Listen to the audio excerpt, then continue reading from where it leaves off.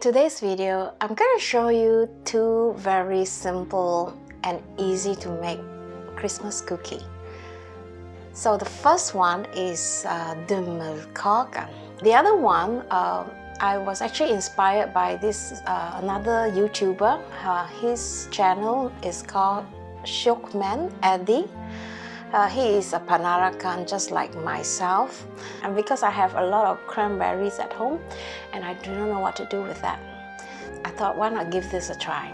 So my credit is to him. I tasted the cookie. It's so delicious and so easy to make. I think nowadays people try not to go out so often, so this recipe is really good if you want to hand make something instead of going out and searching for Christmas present. Since most of us are staying at home now, so this would be a very good way to spend family time together. We really sad, to have to celebrate Christmas this year like this, where you cannot meet your families. And my heart goes to those people who lost their loved one during this pandemic. And stay strong, right? The time will go over, and we'll do this together. So if you're ready, let's go to the kitchen and I'll show you how to do this. Dumlekaka is a very popular cookies during Christmas in Sweden. Here are the ingredients we need. Some of the ingredients are easily replaceable, for example, these chocolate chips. All you need to do is buy similar types of candies. Don't worry, the recipe is in the video description, so do go and check it out. I find it easier to use this food processor while making the dough. If you don't have a food processor like this one, I'm going to include the link in the video description too. No mess and get work done fast. Now scoop up the dough using a spoon, making sure that the sides are equivalent. Unwrap the candies and press them into the dough. Bake them in the oven for 175 degrees for 10 to 12 minutes. And when they are done, you want to quickly put the chocolate chips on top. You do this when the cookies are still hot. Then it will melt and sink in like this. I'm going to let it cool down while meantime me and LG is going to take a sauna bath outside our home. It's -2 degrees Celsius outside, and it's a perfect night for a nice warm sauna bath. It is 70 degrees in the sauna, and this guy, he's not afraid of melting his mobile. Well, it's no point nagging.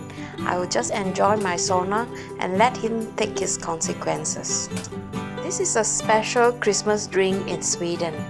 It's called julmust, and the flavors is between Coca-Cola and root beer. Unfortunately, there are too little snow outside. Otherwise, we will roll our body on the snow. And it is okay to be naked running around because really there are nobody around.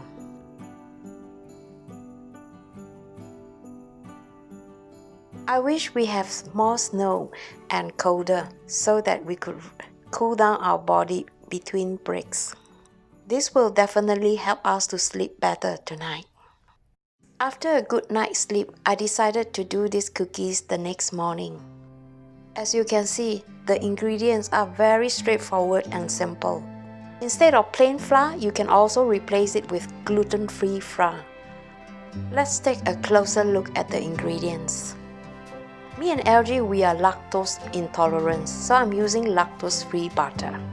And I'm sure this cookie can be converted to a gluten-free version 1 too. Just simply replace the plain flour with a gluten-free flour. You can use a tin mold or a tunnel mold to shape the cookies. If you don't have these two items, you can also shape the dough into like a sausage. I'll explain to you later what I mean. It will be good to have a cake mixer too. Then the dough will be really fine and soft. You just want to chop up the cranberries into smaller pieces. And then in the mixer, add the rest of the ingredients. I start off by adding the butter and the flour sugar and with some salt. Whisk it until you get a very soft mixture. Gradually add the powdered sugar a little at a time, followed by the vanilla essence. If you don't have vanilla essence in liquid form, vanilla powder works too. Now I'm going to gradually add the corn flour. The corn flour will give this cookie a very light consistency. And lastly, add the flour gradually. The cookie mixture should look like this, not too hard and not too soft.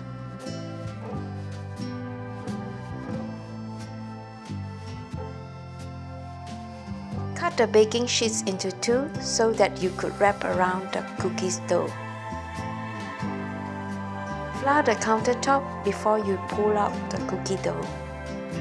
Now you want to roll it out for a couple of minutes before you shape them into a big rectangular dough. I like to smack the dough onto the counter table to get rid of any air bubble trap. Next, divide the dough into 3 equal portions. Check the length of the tube. Remove any excess and seal the two dough together. Gently lift up the dough and press it inside this tunnel. Use a cookie knife to remove any excess dough.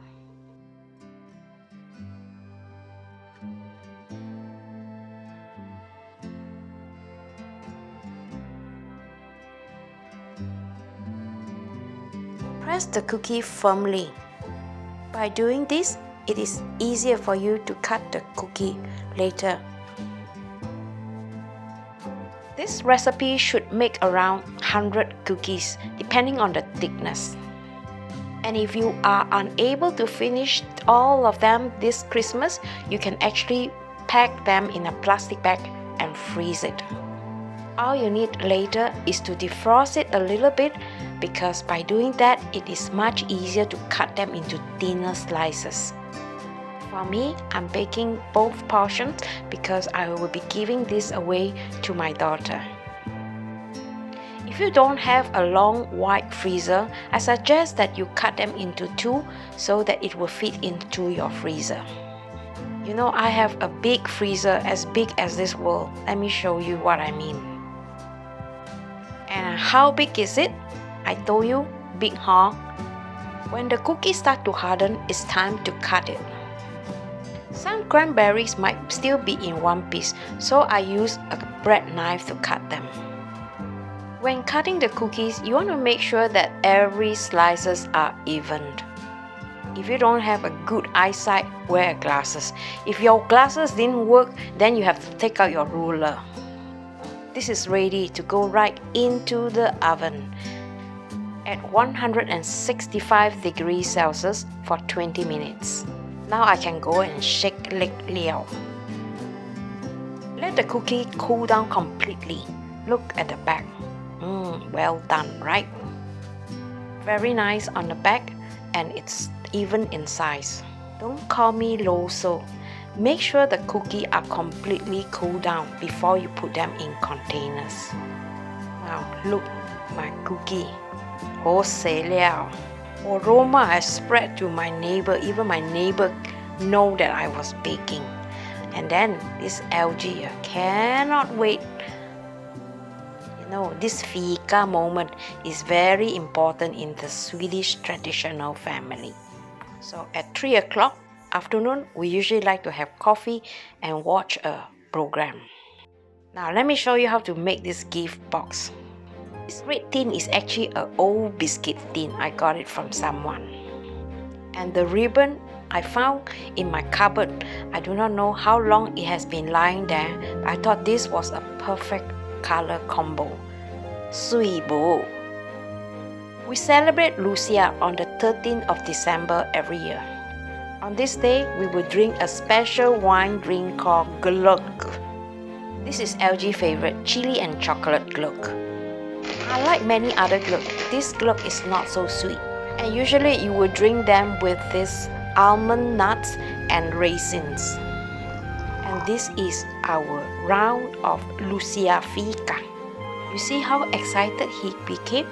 Ayo, tak boleh tahan him. Usually we will have this fika with family and friends, but tonight it's just two of us. I bet they call this romantic. It's not hard to make LG a happy man, as long as he get his fika. Ayo, he's so happy. And when a man is happy, he will agree with you everything you say. So this is a good timing if you want something from him for Christmas. This is the time. In fact, sometimes you don't even need to ask. You just have to demand for it.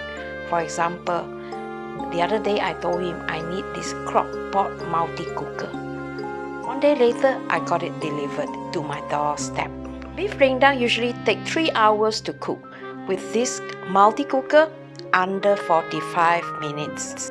Tokong right. I'm also planning to create a series of videos using this cooker. So make sure you stay tuned. If you are looking for more Christmas recipe, I'm going to include the link at the video description below. If you are new here and you want to know more about me, why not check out my vlog playlist? I have more than 700 videos you can watch. I look forward to your comment if you have any questions. Meantime, please stay safe and I'll see you in my next. Bye bye.